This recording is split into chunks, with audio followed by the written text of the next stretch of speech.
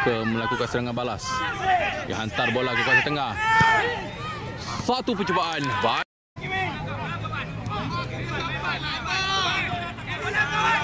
Hantarannya baik tapi telah pun offside. Approach bola ataupun membawa bola. Jaga gol telah tangkap perkurang kemas. Bahaya ketika ini. Jaga gol masuk dalam keadaan yang agak bahaya dan ini ataupun jaga gol mampu untuk menebus kesilapannya.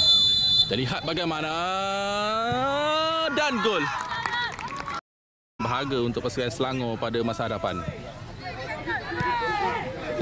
Satu hantaran. Kita lihat sekali lagi.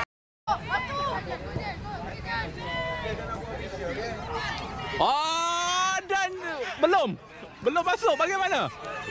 Keadaan kelam kabut.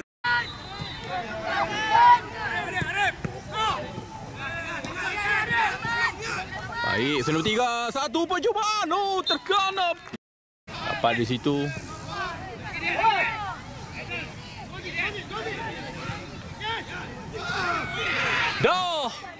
Dapat.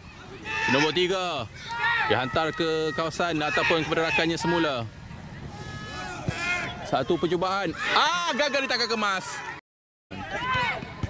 Keadaan cantik ni. Cantik.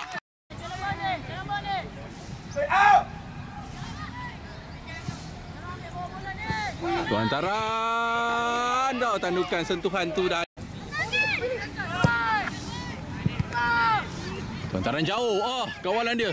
Dia dapat hantar. Dan terkena gol. Saya tahu mesti akan ada yang bertanya. Admin peluanan di padang A, padang B, padang C, padang D. Agak lewat ni.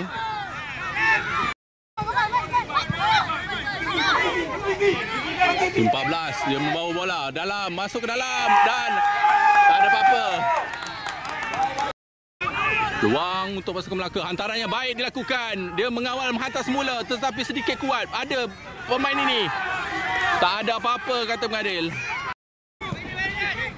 Sebelah kiri pasukan Selangor. Cuba bermain 1-2. Satu percubaan dapat tepis.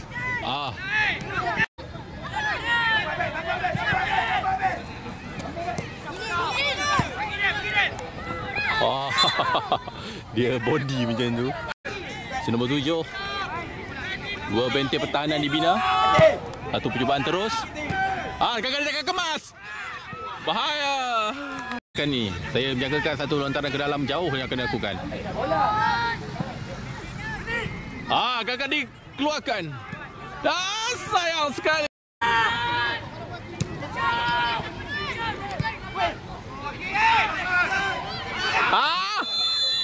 Ambil macam mana?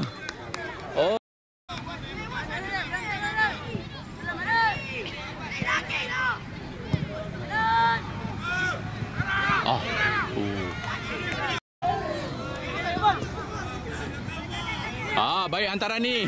Dia mengawal terlebih dahulu. Bagaimana? Ada satu hadangan di situ. Nombor 10 atau siapa yang akan ambil? Pantas dia ambil. Dia hantar kepada rakan.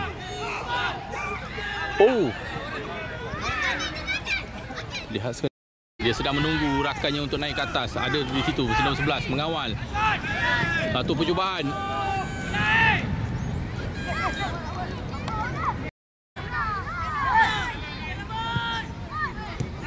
Sampai bolanya sedikit pendek.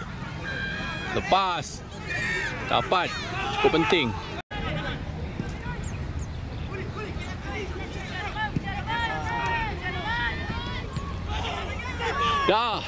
Dapat ditangkap.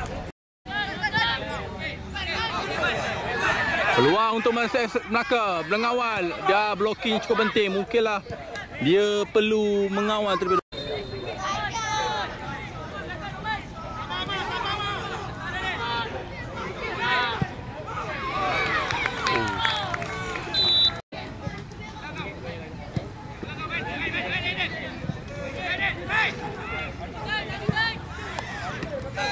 Baik.